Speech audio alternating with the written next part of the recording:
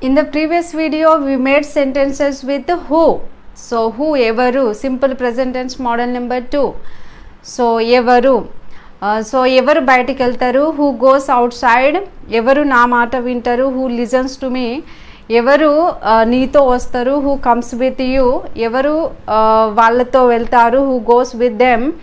So ఎవరు మనతో వస్తారు, who comes with us. Next ఎవరు ఎవరు అతనితో చదువుకుంటారు, who studies with him.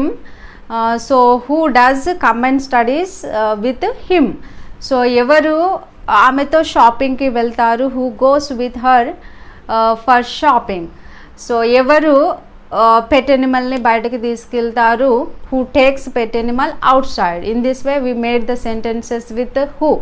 So in this particular video, so we are going to make the sentences with another WH question, that is whose. So whose, ఎవరి.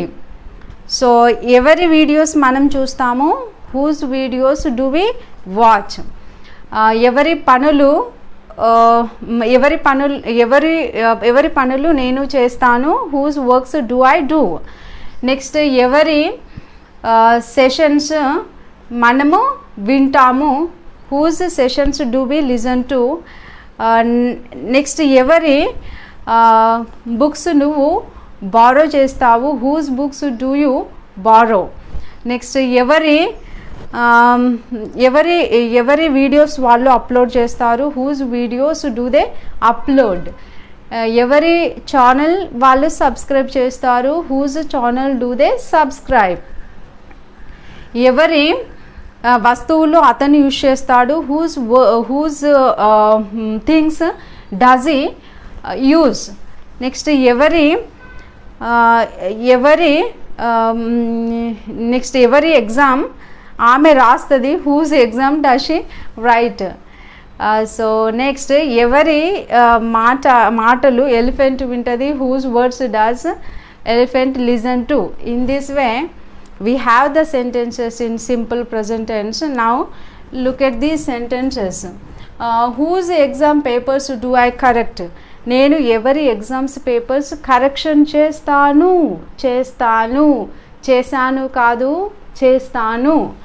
Next whose life style do we follow.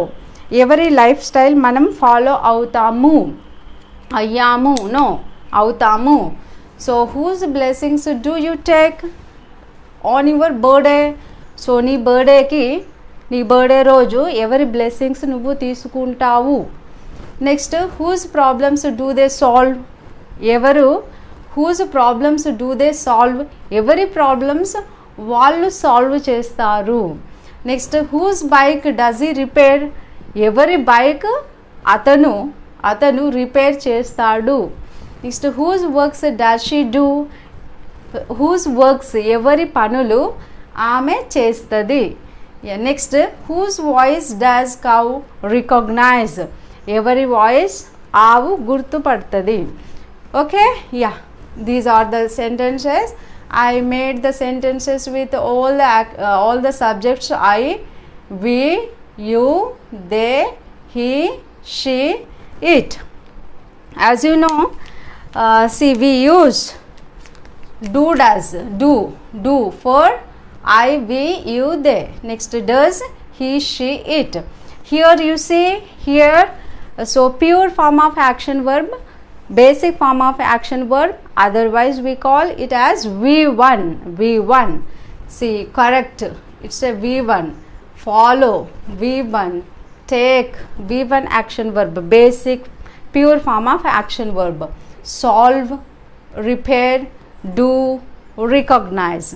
So now it's your turn to translate these sentences into English, right? See, ఎవరి జీవిత చరిత్రలు నేను చదువుతాను.